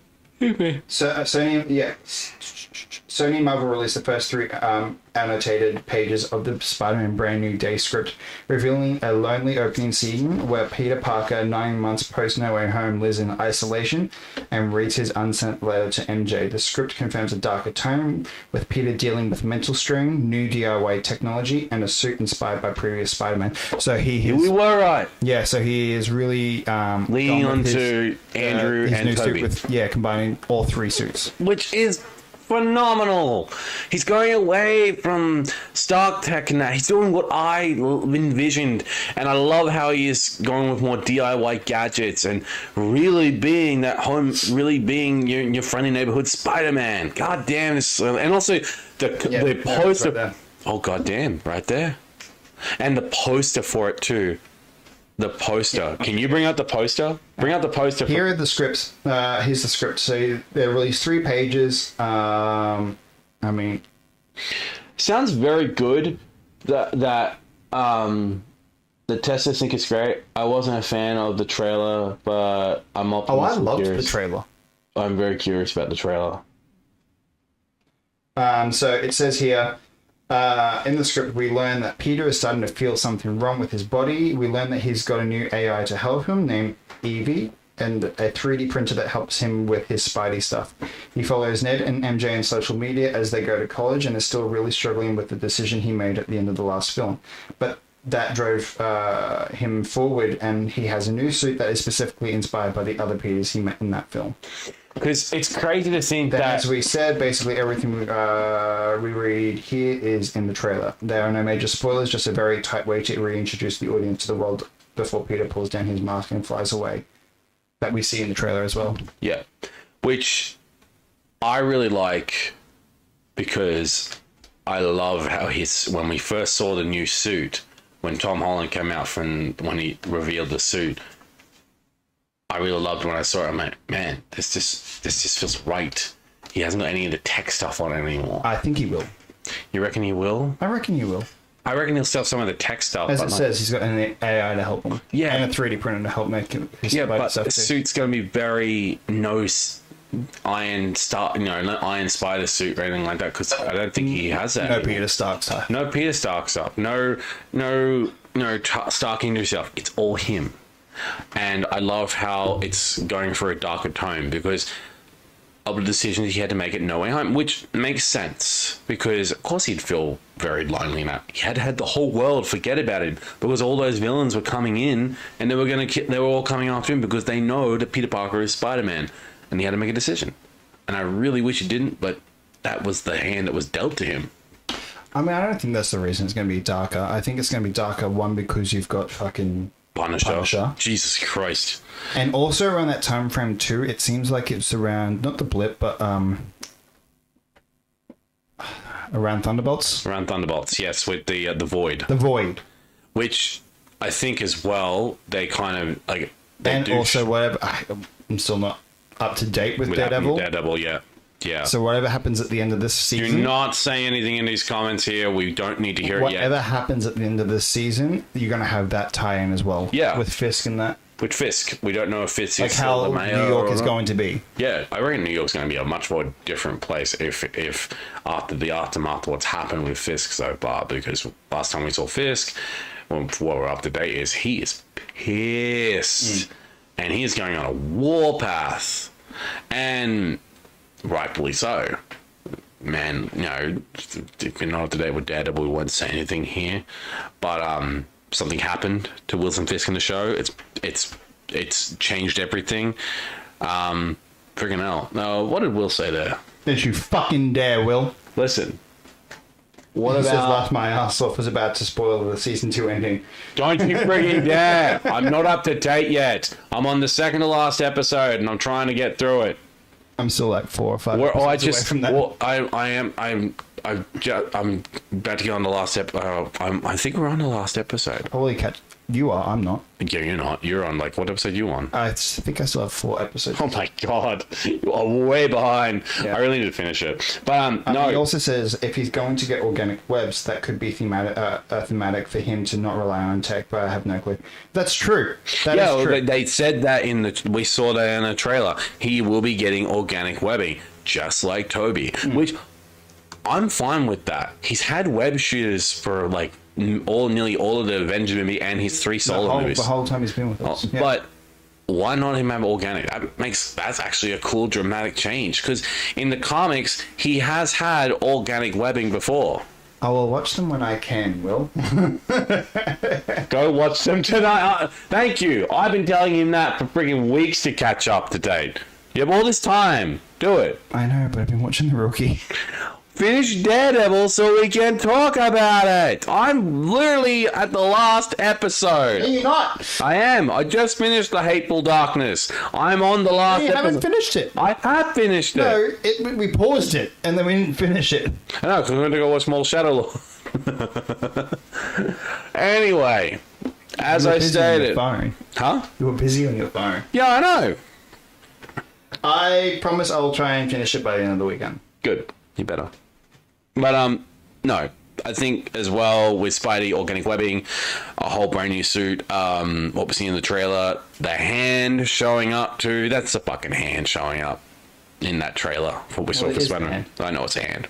I think it's fucking Daredevil helping them. I believe it is too. I really fucking believe it is too. Because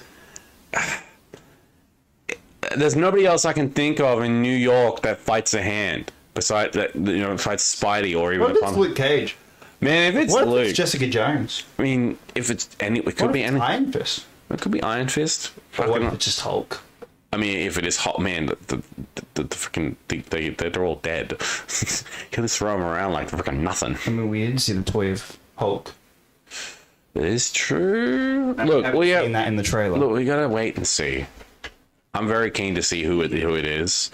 If it is Daredevil, I will be very happy, because like I said, friggin' Charlie Cox could be pulling a friggin' Andrew Garfield on us, which is even more hilarious.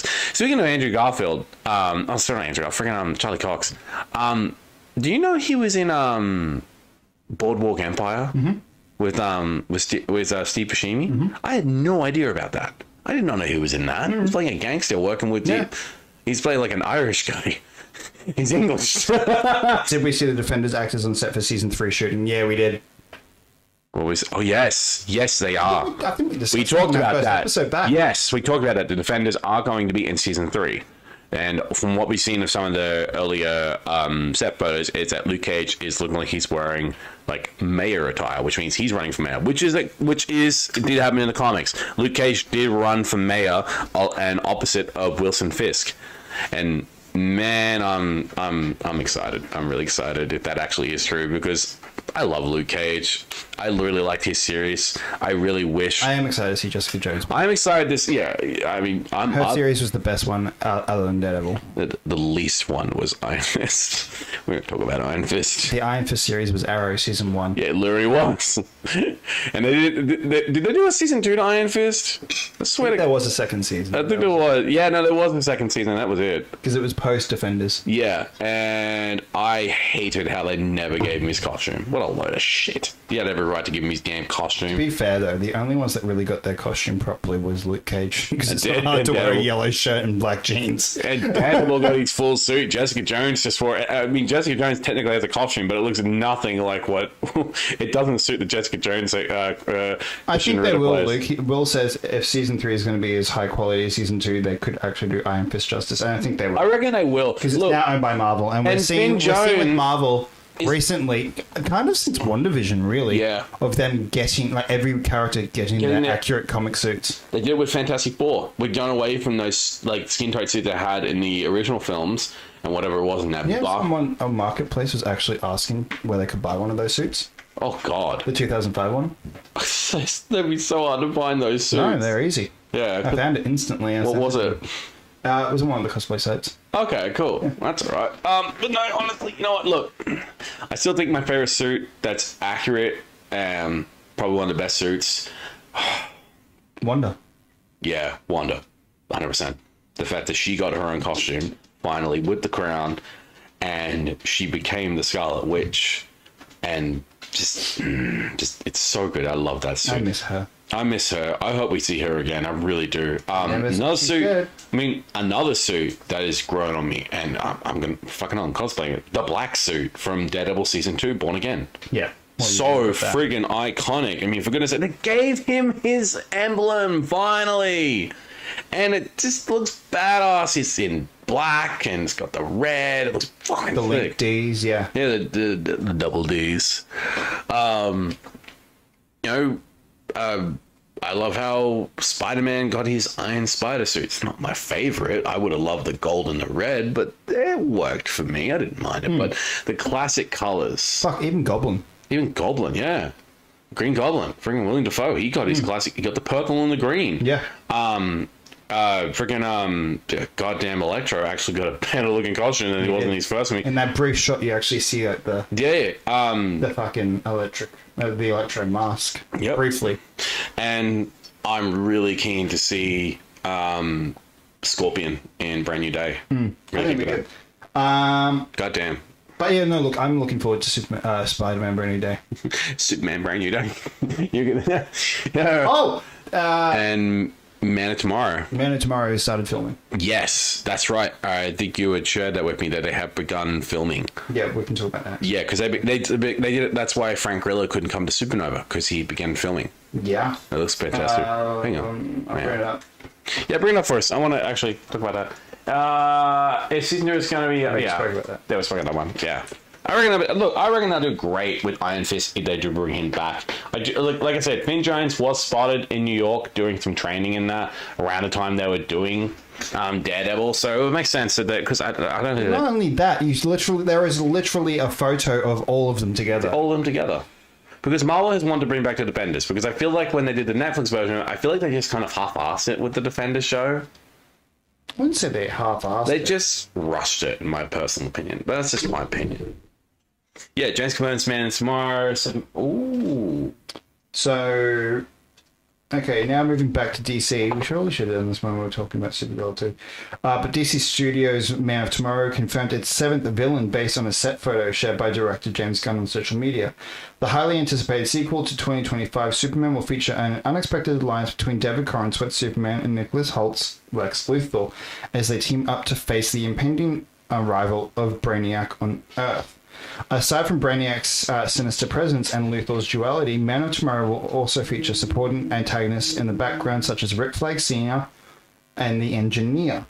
But DC Studios co-CEO James Gunn shared a new behind-the-scenes photo from the set of Man of Tomorrow, showcasing a director's chair and a white sculpted bust that confirms the inclusion of Superman villain Mr. Handsome in the upcoming sequel with the caption, "We are live."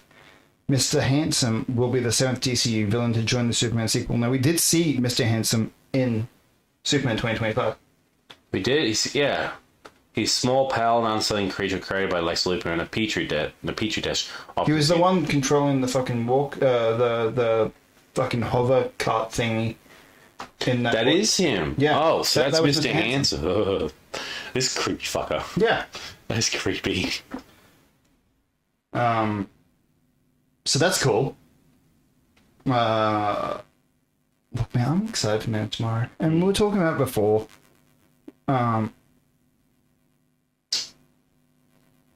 Thanks, Will. We'll catch you later, buddy. No worries. I'll see you. Gotta hop offline. Oh, I won't see you Friday because he's still not back yet. Thanks for another entertaining episode. Oh, well, thank you. Thank you. We appreciate it, man. Absolutely. So what, so did they begin filming today, or was it a few days ago? They started beginning filming in middle of April. Middle of April. Okay. Yeah. So April 22nd? This week we got the green light. No, this week we got the behind the scenes photo of Mr. Handsome now joining the cast again. It's so creepy that guy looking like you look like something out of a freaking horror movie. Look, he kind of looks like the Greendale mascot from Community. I know the feeling. I definitely know what you're talking about too. Oh my god. I'll show you. Yeah. I'll show everyone. Greendale's mascot. I'll show you the world. I'll show you everybody. I'll show you everybody. I'll show you who you are. There you Oh go. my god. Look at him. What the absolute... What is he wearing? Like a bodysuit or some shit? Is that a G on his chest? Yeah, for Greendale. Oh my god. That's fucking hilarious. Jesus Christ. So he pretty much does. Like, look, That's Community, right? yeah, Community. Oh that's, my god. That's the Greendale human being. Now we look at Mr. Handsome. Oh, Mr. Handsome. It's just the Greendale human being. It's just a much more creepier version with that. It's just a. Someone should take that photo and edit it with a G on his chest. I think I fucking might. Yeah. You fucking would. I'm so gonna do that now. Fuck. But yeah, look, I'm excited for Man of Tomorrow. I can't wait to see Brainiac come. Same. And we already have a cast for him already. We talked about that. Yeah, we've spoken about that a couple of times now. But yeah, I'm excited. I'm very keen to see Corin Sweat and Holt working together, not as antagonists, but also as, not just enemies, because they are enemies, but also working like side by side because they realize that this is a greater threat. It's not Superman is a greater threat. It's fucking Brainiac. Brainiac is a lot worse than what Superman is. He's a hell of a lot worse. I know. Do you think we're going to see that look of Brainiac? I would love that look. I would fucking love this look. That look. I want that look. I want that look. He's just sitting in that chair menacingly, plotting how he's going to steal. You know what would have been a really cool twist? If Nicholas Hoult also played him. Oh, man, that would have been great. But, I don't know. That would have been a sick twist. It would have been a sick twist, but also I think it would have been a lot difficult on him. Because even there, that looks like Nicholas Hoult. It does, but I reckon it would have been difficult because he's got to switch between doing Lex and that, and switching two characters, two different villains who are completely different. It'd be a lot harder. It'd be like asking Yeah, but he's a fantastic actor, and if He's a anyone's fantastic- going to do it, Nicholas Hoult could. But he's also great as Lex. Oh, I'm not saying he's not. I honestly look. I'd rather Brainiac be done by someone else. That way they can both share scenes together. Because it'd be hard. Look, I know something is body doubling and doing different filming. It's pretty easy to do it these days. Yeah, but I think it'd be harder for the actors, in my personal opinion. I think it just would be. If you're a good actor, nothing's an issue. I know, but also just I think it difficulty-wise. Look, I'm keen for the casting for Brainiac already. Oh yeah, I'm not The denying. guy looks like Brainiac, and it's pretty fucking terrifying. So I'm keen to see how they're gonna do it. Anyway. All right, last one. Last one. This is a big one. So this one is... This is probably the most... I'll start it off. This is... Okay, so now we're getting to the final topic of the night, and it's huge. As you are all aware, that we are looking at a whole merger between Warner Brothers and Paramount, which I don't think is a great idea. It's not a great idea, but we're not the only ones that think that. I think the idea of Paramount and Warner is not the best idea, purely because I don't like what Paramount has been doing recently, especially with the recent leak that happened with Avatar: The Last Airbender. That was one major thing where I think Warner Brothers should be going, whoa, no. Yeah. No, we don't want our movies to leak out like that. I don't think that this is a good idea. We should probably back out a little bit, or make it a very big precautionary thing that they should consider and go back to the drawing board with. And guess what? We are not the only ones, because, spoiler alert, there was a lawsuit that was filed against this merger. Now, this has just happened recently.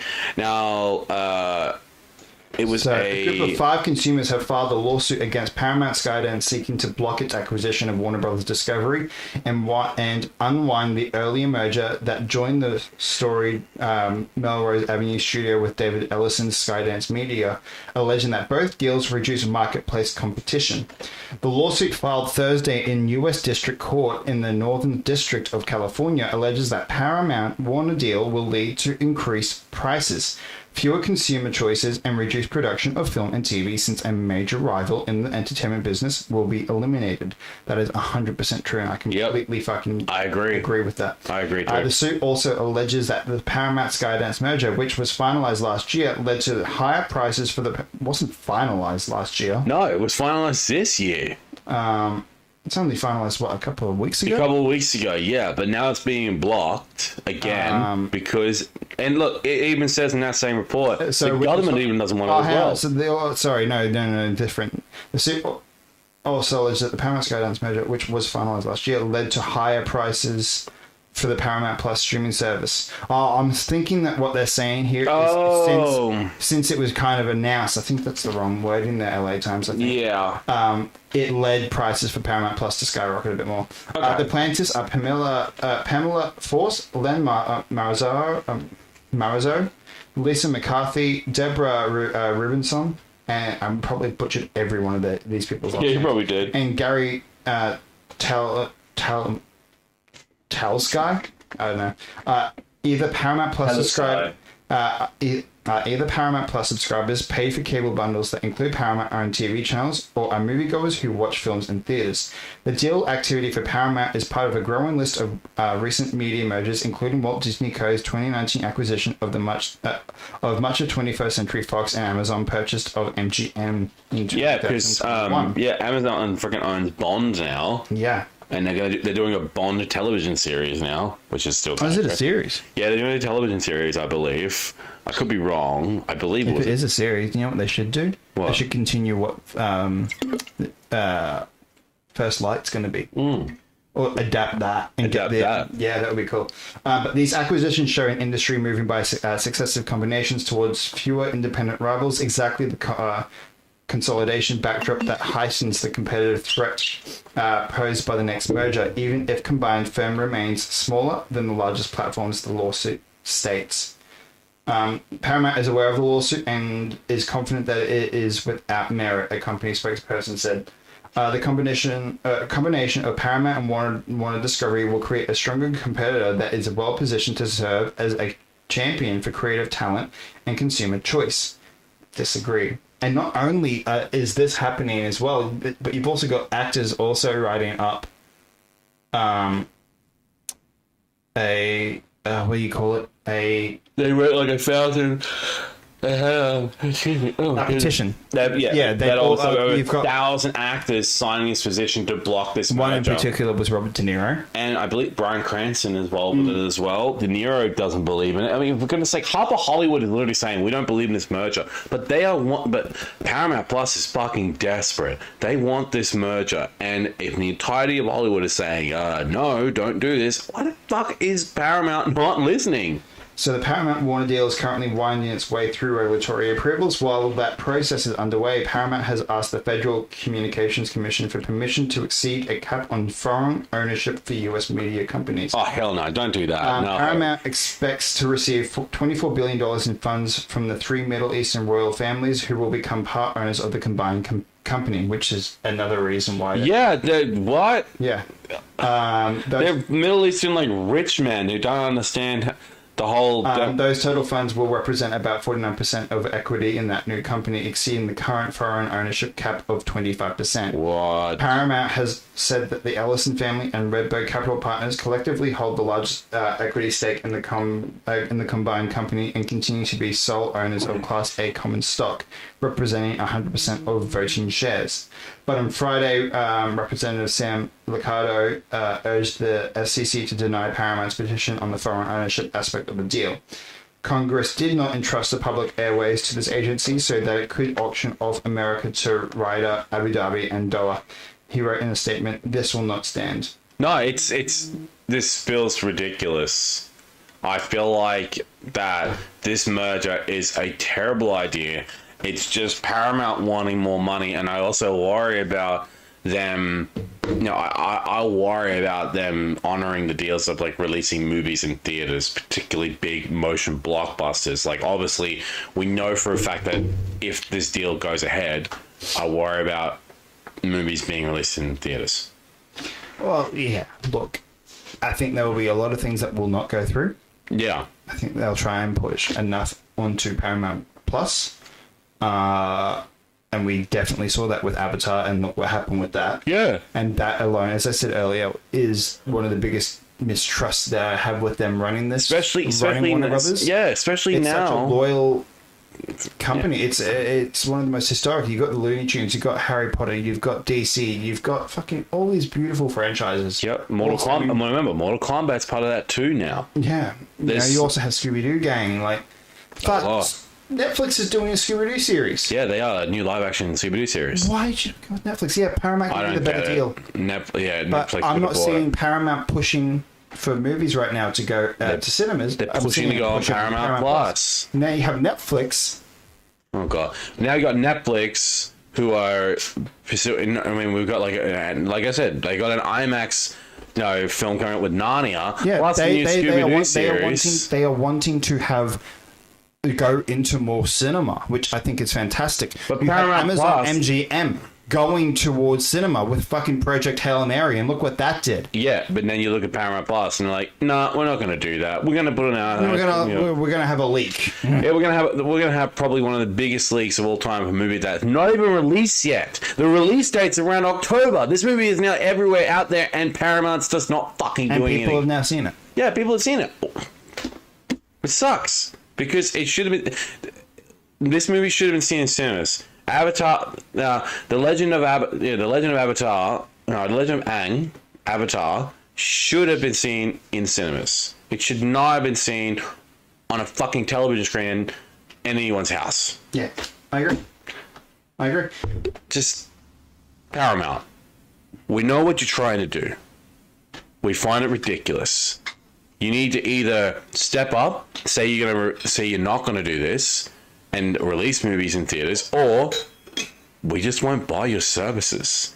And that says a lot, considering that if they get Warner Brothers, I have to go through them in order to watch all of this DCU stuff. Well, that brings the thing to, like, HBO Max is going to go, and then that brings the question to them: what's going to happen with the Harry Potter series? Yes, they've already announced for 7 seasons, and it's already on HBO. Are they just going to say, "Oh, HBO Max is going"? Yeah, it is going. It's just going to be Paramount Plus. It will be merged into Paramount Plus. Yeah. So you're losing another. So you're not just losing Warner Brothers. You're also losing another streaming service. So that is them taking out more competition. You're taking out Warner Brothers' competition. Sorry, I say taking it out as competition because you're technically owning it. So you're actually gaining more profit. But you are losing competition. The other studios are losing competition.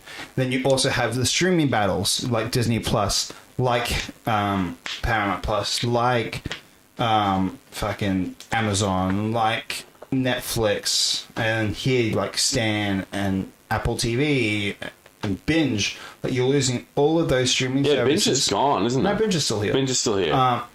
It just lost a lot of content because they had a lot of HBO stuff. And now HBO Max is pretty much back now. But like, you are now losing HBO Max, so that's another competitor gone. So you're losing a studio and you're losing another streaming service. And honestly, when I had Paramount Plus subscription, I just didn't find anything interesting on there. I did. I found a couple of things. You have Star Trek on there. Cool. But also Paramount, what have you done with Star Trek? You literally have all this. You have all this content, and it's not great. Your fans aren't loving it that much. Especially like the Star Trek Strange New Worlds. Strange New Worlds was good. It's cancelled. They canceled it. Good. It was really good. But then I know how they ended it with was it Star Trek? Was it the one of like the something on the floor or something like that? Like what was it called? It was a Star Trek. Grand Deck? No, what was it again? Hang on. No, I saw it was the animated one. No, not the animated one. No, not the animated one. God. It had Michelle Yeoh in it. Oh, that one. Yeah, that was Section shit. 31. Yeah, that was shit. It was terrible. 23% on Rotten Tomatoes. You know what I thought of when they announced that? I thought it was 1313 for Star Wars. This is because she plays Yeah, it's terrible. It got absolutely. She's in Star Wars too, isn't she? She's isn't she? What's that, Michelle Yeoh? Yeah, isn't she? Oh, am I wrong? Was that someone else? It was someone else. I don't think it was Michelle Yeoh in Star Wars. No. Guess what? Another thing as well. This movie got nominated. Starfleet Academy is the one that you were talking about. Yes. Got cancelled. Yeah. This Star Trek Section 31. It got nominated for 5 Golden Raspberry Awards. Oh yeah, Michelle Yeoh. Yeah, no, that's not her. That's No. I get the two actresses mixed up. Her and what's her name? Played Milan. What's she playing? The one that played Milan, and she's also in Star Wars. Oh God. Oh God. She plays What's she play? She's in on The Mandalorian. Yeah. Also in the greatest of all the Star Wars movies, the Book of Boba Fett. Yeah. Krennic. Ming Na Wen. Yeah. She's fantastic. Not Krennic. Fennec. That's it. Sorry. Yeah, I get those two mixed up all the time. Yeah. But no, I think more than anything, this merger is completely and utterly based, stupid, idiotic, and money grabbing. That's what it feels like. It's greed. And I really fucking... Come on. Like you said, Paramount Plus has a bunch of licenses on them, and they're not doing any of them. The last time they did Star Trek was Section 31. It was awful. They also cancelled the... Starfleet Academy. Ninja Turtles. Ronin. Yeah, they cancelled that, which was entirely bullshit. I mean, at least we're still getting the game. We're getting the game, but we're not getting that movie. We're supposed to fucking get that movie. Paramount Plus just make the most dumbest decisions. Because it's an R-rated content movie and it's not going to get as much fucking money. Which is bullshit and they fucking know it. Because the Teenage Mutant, I can already see it. And I can kind of understand why. Because it'll be labeled Teenage Mutant Ninja Turtles and it's a children's property. Even though the original comic wasn't. The original comic was not even for children. The only way it became children when they made it, for cartoons. In the 80s, yeah. In the 80s. Ronin is not. 2003 even though it was created for children, it was still the closest to the original comic. Yeah. The opening fucking scene in that series alone is dark.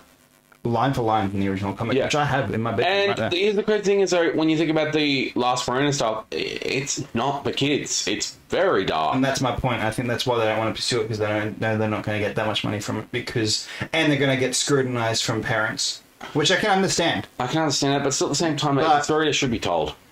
It's a story that should be. But again, that's what I'm coming at with, like... Yeah, look, they're not making the best decisions. Netflix seems to be caring more about pushing stuff out now into cinemas. Then Paramount Plus, they want to push more out into streaming services. So I don't think that they are the best choice right now. But I guess we're gonna wait and see. At this point in time, there's no real option. Unless this merger gets blocked by this lawsuit. But if Disney can do it, I don't see an issue why Paramount can't.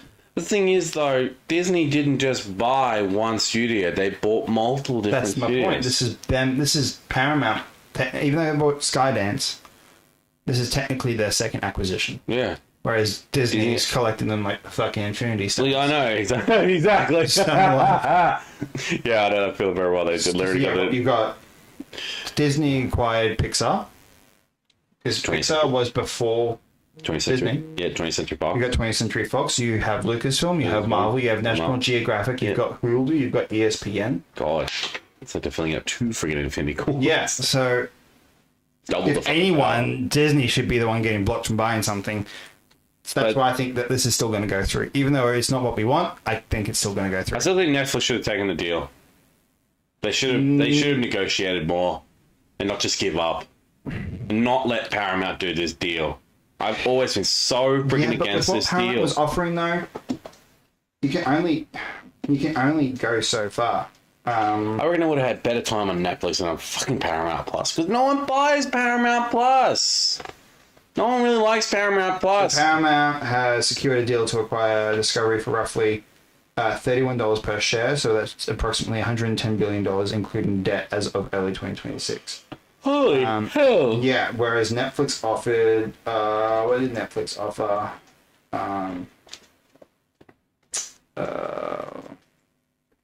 Netflix offered Warner Brothers... Netflix offered an all-cash acquisition of Warner Brothers Discovery, film and TV studios, and HBO Max, valued at approximately $82.7 billion.